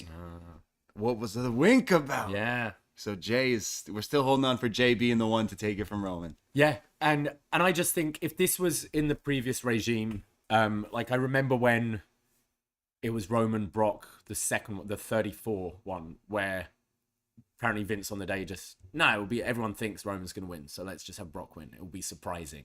And then they did the title switch at SummerSlam, I believe. Okay, yeah. This doesn't feel like that to me. And I have a bit more faith because I think they have told these stories really well. So I'm in the let it play out camp and hoping it can stay hot. And I think Cody will have his time eventually. And this just adds you wanting to see him win even more, in my opinion. Yeah, we've done podcasts covering like a lot of the older like Japanese wrestling. Think of what was the Kawada Misawa. Yeah, that the whole storyline there. Yeah, it's like there's so many different times in wrestling that is the story there. And Cody is back now. It's not like we're gonna lose him. It's like now he's back from. He's gonna win the title eventually. I'm not mad at this. I know CM Punk has never seen Rocky, but that's what makes Rocky have multiple sequels. Because in Rocky, spoilers, like he doesn't win. So then you go, well, is he gonna win the next one? What about this one? And that's like, yeah, like I love it. I was saying for weeks, like everyone thinks this is just a rap. Like, this is Cody. And it's like, I don't think so. Roman's WWE's main guy. We just brought in someone from AEW. You think they're the one to beat Roman? Absolutely not. Next year's the 40th anniversary as well, which Yeah. you know they'll go all out for as well. So it kind of, I mean, is it another year of this? Yeah. It could be. Yeah. It could be. Yeah, you could rematch it. And as they've done such a great job rehabbing these other titles as well, these other championships feel interesting. Like, I'm interested in IC title matches. I'm interested in tag title matches. I'm interested in both women's championships. So I think you can probably keep this on Roman for another year. And you could do it. You could do it the other way, where people are kind of expecting it's as Cody put it, like, you lose the title, then Jay leaves you, then Jimmy leaves you, Right. then Solo, then Paul. It can be the other way, where during this run, Jay eventually leaves him, and it goes the other way. So then he's defending it completely on his own. He doesn't have Solo who can run and hit the Samoan spike, and that's how he eventually has his downfalls, because he's pushed everyone away from him. This is true. Yeah. I love that people are getting mad at it and stuff like that, but come on, like, it's wrestling. Like, it's part of it. Like, especially when the show was as, like, both nights were as good and entertaining as it was. Like, now it was surprising, but I really don't hate it. This reign has been, like, awesome, and it's the most prestigious this title's ever felt for, like, years. Yeah, absolutely, for sure. The match itself apparently is one of the longest WrestleMania matches of all time, at 34 minutes 35 seconds. It didn't really drag to me. I didn't like, feel I'd had so many Guinnesses by this point, but I was pretty into the match, and it didn't feel. I do need to rewatch it, but it didn't feel as kind of much of Roman walking around and acting as some of his previous ones, because I think it was a lot of Cody just throwing himself at him. Yeah. It was one of my higher Roman matches for me. I quite enjoyed this one. Yeah, I love what they've done with Roman in the last year, 2 years, but for me, it was always Roman's wrestling that like doesn't hit, and I felt like this was definitely one of the bigger ones. But Cody's good he's good working with other people, and the finish though is more interesting, because you're saying the continuation of the bloodline. I think just that, because there's a like. To do a distraction finish cheating thing on a WrestleMania main event is kind of like, okay, but it was Solo Sikoa who hits the Samoan spike on Cody. Cody's like been vetting for Solo like AEW days, like trying to get him in there and trying to like do stuff. So it's kind of it's a full circle thing that way as well. So, and with, you know, Cody ending Solo's streak on Monday and doing the whole "you're not ready" stuff and kind of belittling him. Yeah. It wasn't just bloodline stooge distraction for a win. It was Solo's got a legit gripe with this guy. Right. And therefore he's going to be like, fuck you, you're not winning this. Yeah. As well as just helping out his cousin. I thought it was great. Both entrances were epic. I think we were going to do a contest for the Cody weight belt that we ended up just doing a raffle for because it would be too hard to try to figure out the exact time. But I think Cody's was like 4 minutes, 5 minutes, 4:25 or something like that. But I think Roman's entrance was like 7 minutes. Really? Just from walking down, dragging those titles, swinging them around. I'm mad I didn't get a photo with both of them. I don't think. Yeah. We have a lovely photo of us outside the bar with the titles, but not both of them. Yeah. A guy at our event, Sigardi, shout out Sigardi. He won. Someone gave us, shout out our friend Donovan, who donated some prizes for us, including a replica US title belt, which Sigardi won as one of our first raffles of the night. And then later that night, we gave out another raffle for the World WWE title. Yeah, the black one. And the same guy won both titles. People were like, "You guys rigged this." It's like, no, this was the shoot. This was legit a shoot. He works in our kitchen. Yeah. At Cabby's, and when he was like, "Oh, so what prizes have you got?" It's like, "Oh, I've got some championship titles." Yeah. He was like, I want one. Yeah. I want one. So he kept ordering the drinks to get free raffle tickets. And I think he spent like $30 on raffle tickets as well. So yeah, he was delighted, but he was like, "Does everyone hate me? Should I give one of these back?" I'm like, "No, Yeah, you won it. You won it. Fair and square." We would never cheat or anything like that, especially with giving out prizes and stuff. But like, it was just like, what? Yeah. I saw him he bought a lot. So And then like, I think one of our walk-ins won the Universal yesterday. Yeah. This cute couple come in. First of all, she had a Divas title replica, which I want now. That's my next purchase. Screw the IWGP. It goes so nicely. I with your know. Hitman I was shirt. wearing this Hitman. And you know I jersey. like pink. Like it would go nicely with my watermelon. I have a picture of myself wearing it. But this couple was just having a great time. They're just so happy that someone was throwing wrestling on at a bar and wanted to be like with people. And then they ended up winning the Universal title. So they went home happy as a dual champion couple as well. But back to, sorry, going off there, but back to Roman and Cody. They had epic entrances. I love the match. The story will continue with both going forward. Cody Rhodes will eventually win the title, people. Don't worry. He's not going anywhere. He'll be here. He'll win the title. It'd be funny if they rematch it and then have a stipulation that if he loses, he can't ever go for Challenge for the title again. Yeah. It does, like someone, Aesthetic Yungi in the chat said, to be fair, like what Seth said on an interview, Cody just got that title and he just came back. Let other newer stars get a chance. Also, I think Seth should get another shot as he has a whole lot of history. Yeah, I mean, when you take the injury, like Cody was here for like 3 months, 2 months, injured, went away for a long time, and then has been back. Like, his total time in WWE since return is like 5 months. Right, okay. You know, so I think there's more story to be told. There's definitely more story. I just don't know if you're not who would we predict for being like the actual one to do it next year? Because now it's like, okay, well they didn't strike. Well, they should. Maybe some people say they should have.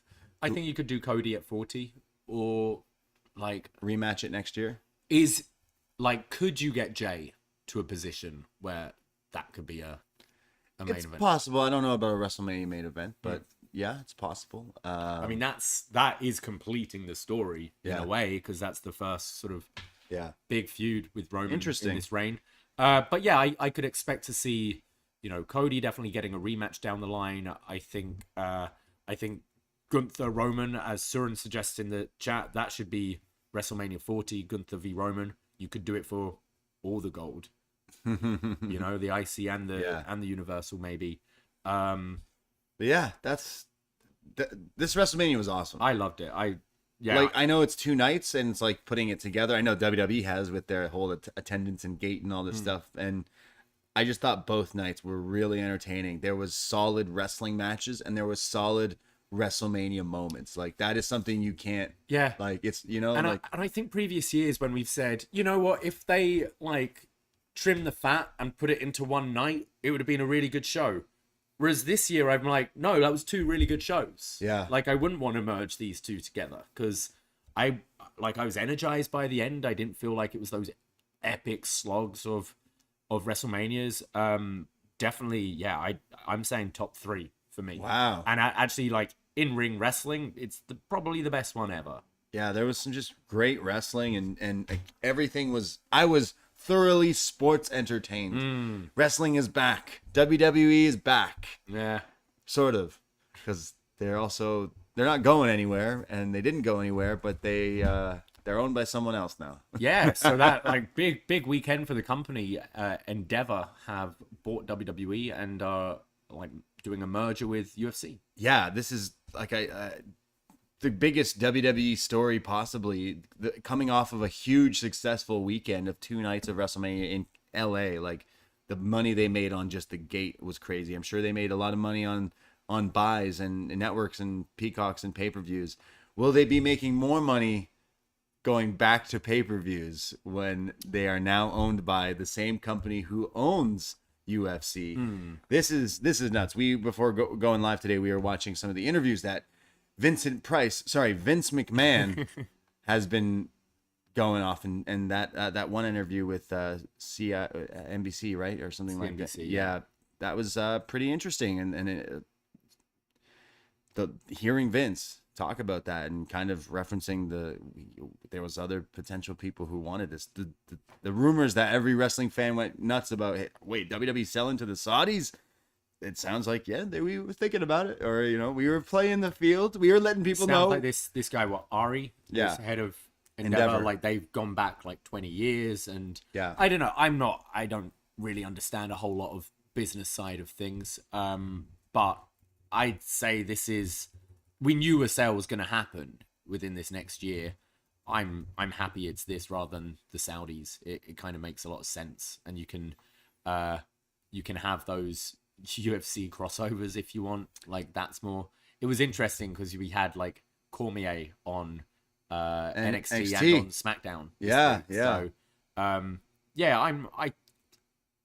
I don't think it's really gonna change things for us unless they do go pay-per-view route, which maybe I could see them doing for like a Mania, for a Rumble. For a Mania, I don't think they'll do it for every single event.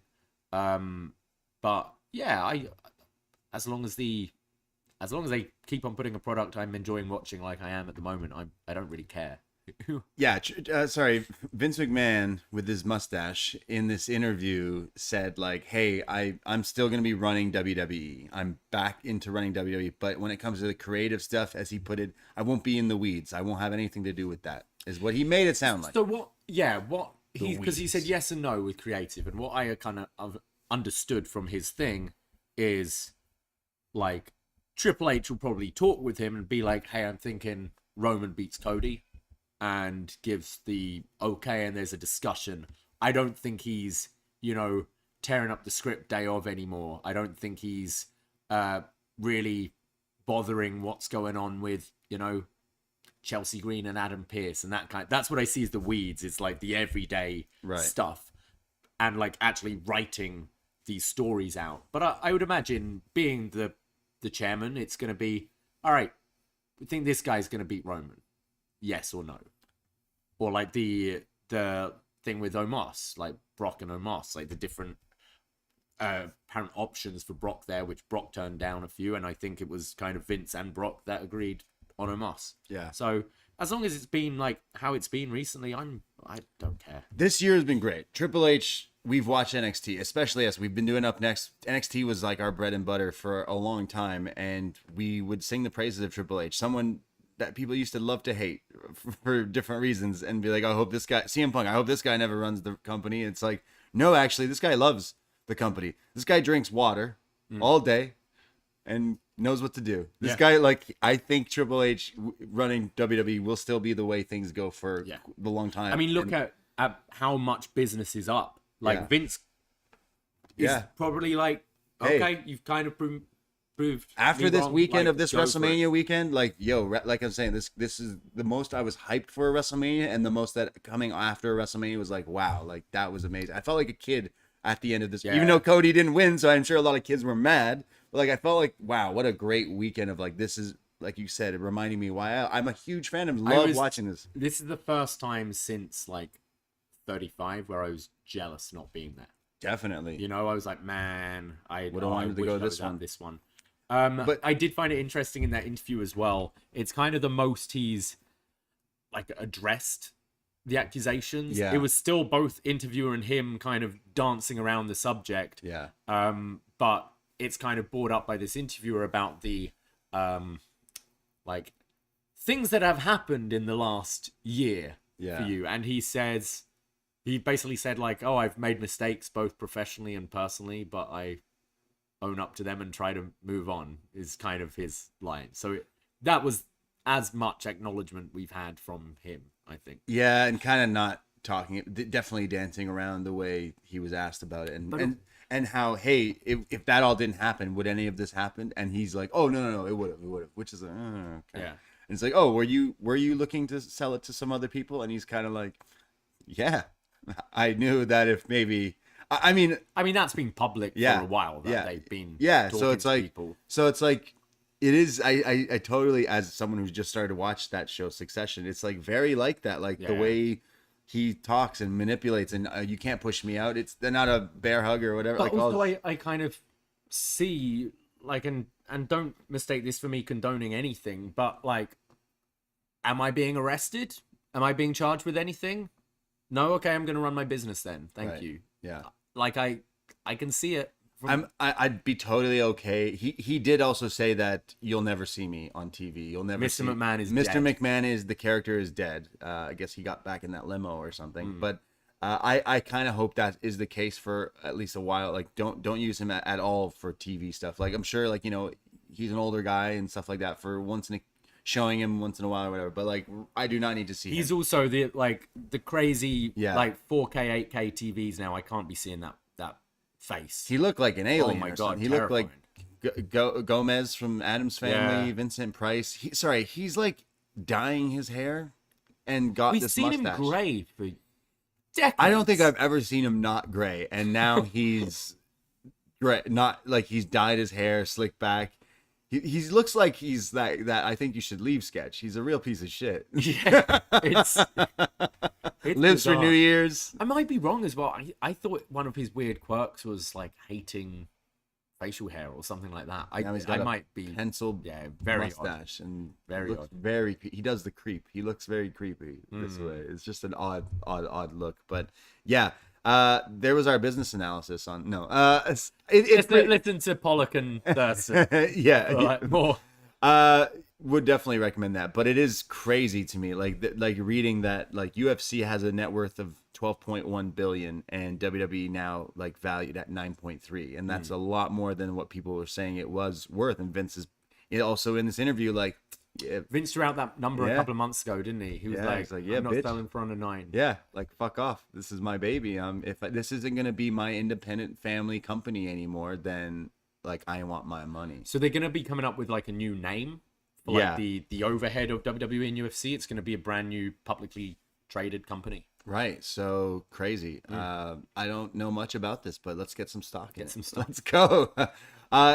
Like UFC combining, I don't think that's something that we will see. I'm sure they'll promote. I'm sure they'll be like, hey, do this, but like, yeah, we're not seeing Dana White coming out and booking matches on Raw. I don't think Chuck Liddell is going to show up on Monday Night Raw. That's how dated I am of my fighting. But like Tito Ortiz, like we get it's just like it's more like in a way. I mean, this is smaller, but Bushiroad owning New Japan and Stardom, Right. And they're two separate things that we own and we run, and we had different people running both companies. It's really smart, man. I mean, UFC is huge and just killing it, and so is WWE. So it's like whoever decided, like, hey, let's talk and do this. I think I'm more happy about this than like another company, or like what if it is by the Saudis over there who run things and things like that. Like it is, as a fan, you're like, oh, this is just interesting and different. And UFC now, like, look, I might watch more UFC just because of it. Like, I don't know. It's just a whole thing. I mean, the story is just coming out and stuff, but it is all interesting. Like CNN's covering, everywhere is covered this like gigantic, like billions of dollars deals that are being put together and stuff. So, very interesting, and seeing where we go as fans. Like, we're watching this, like, hope Triple H does a great job of making wrestling great again, because it seems like whoever's running things knows what they're doing. But so crazy, Vince is back. He sold WWE to Endeavour. Like, this is just like nutso, man. Crazy. I never really think it would happen, but yeah. Couple of other things that the kind of YouTube chat brought up was keep this one quick. Apparently tonight Cody's gonna be having a mystery partner to take on Roman Reigns and Solo Sikoa. So who do you think we're getting? We know it's Raw after Mania, so some surprises. So he's suggesting, could it be Orton, Riddle, AJ Styles, Nick Aldis, or Jay White? Randy Orton. Randy? Yeah. There's talks of him kind of Being ready, being back. put into creative again and stuff. So Okay. that'd be cool. Yeah, the legacy. Because we never actually got Randy Roman in this reign, did we? Because he got injured. They were teasing it, yeah. Yeah, so you could go with that. I wouldn't mind a call up or something as well.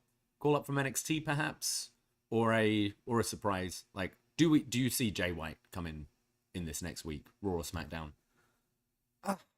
I don't really care. I don't think he's done himself a service of the way he just kind of fizzled out, and it's been too long now. I know it's wrestling. Like, you picked a bad time, I think, for whatever, like, obviously contracts and stuff, but like, as fans, we're so preoccupied with a lot of stuff right now that's going on. I just don't know where you'd get thrown into the mix. I know after WrestleMania is a great time to restart, so maybe he shows up. I would love to see. I mean, what we're talking about is could be really dated by the time someone's listening to this, but like more NXT call-ups. Braun Breaker, Diamond Mine, they should be a unit there together. Carmelo Hayes just won the title, so I guess that's not. Oh, Roxanne Perez and her anxiety is definitely going to be a character on Monday Night Raw, like as of yesterday, I'm sure. But NXT call-ups is something we need. I think so. Yeah. Braun, definitely. Yeah, for sure. And as we mentioned at the beginning, Schism being granted their release. GYV. So Mick Jagger, Reed, Yep. and Rip Fowler, they.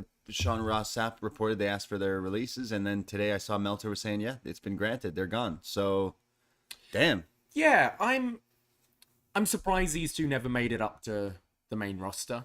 I don't know. I don't really see where their place is. Obviously, they're betting on themselves, and they miss wrestling and probably hate these stupid characters they're doing.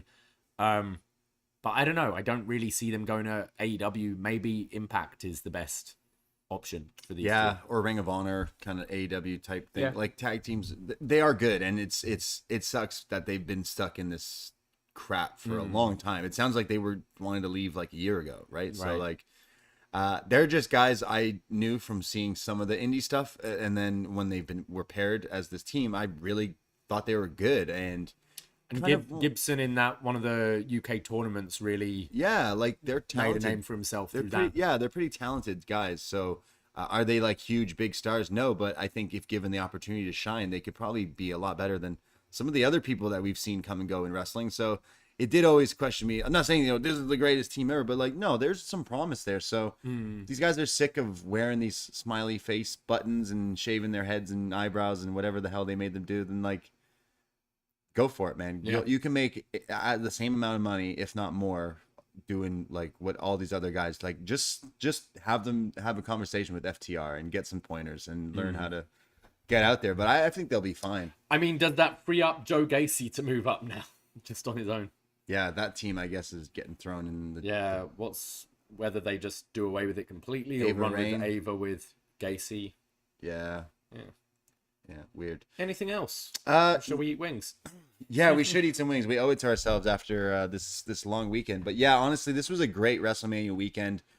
Just watching all this wrestling was so much fun and just really reignited my fandom for all this silly stuff that we call pro wrestling. So I'm happy that we got to do it. I'm happy that we got wrestling friends wherever you are, whether you watched it on your phone, I don't know, like on a bus, whether you watched it with friends at home, whether you went out.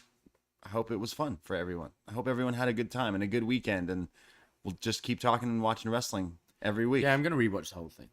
Rewatch all WrestleMania. No, there's definitely stuff I want to rewatch again. Yeah, like for sure. While I'm still kind of, in the mood. I'm like that with movies, right? Like if I watch a movie and I go, "Wow, that was so good." Can I just watch it again? I want to watch it again, second time. Like I don't usually do that, but I do. I think the same of wrestling. When I watch wrestling, I go, "I just need to watch that again." Yeah. We watched a bunch already back. It's like, oh, that's how good, that's how crazy of a fan I'm. Like, oh man, love it. WrestleMania has come and went. Give me the green light. For a whole of the year, we don't have to listen to that song. Are you happy? We'll listen to it. Thank you guys for listening to us talk and ramble on about some wrestling. We'll be back on Tuesday. The Double Champ just showed up in the chat. Double Champ? Our US and WWE champions. Oh, wow. Sigurdi just said hello. Hello, Sigurdi. Thank you. Must have heard us earlier talking about it. Ears were burning. So, guys, thanks so much for listening to us and supporting us. Maybe you're new to Poisonrana and us. Go check us out. Give us a nice little review on Apple Podcasts, whatever app you use. Goes a long way. Follow us on the socials, Twitter, Instagram, @PoisonranaPod. We created a new Instagram, and we only have like 200 people following us. So, like, please. Sounds like the world's going crazy outside right now. But appreciate all the follows and stuff. And we are working on this April schedule for our Patreon. We got some shows coming out over there, so we'll be working on that probably today. But thank you, people. We love you, wrestling friends. Be nice to each other. Celebrate. Pour one out for Cody Rhodes not winning the title at WrestleMania. Be upset. Be mad. But you got your Sami Kevin moment. Exactly. So you can't be that upset. Can't have everything. Yeah. That's it. That's all. Take care. Goodbye. Be safe. Ahoy! Poisonrana.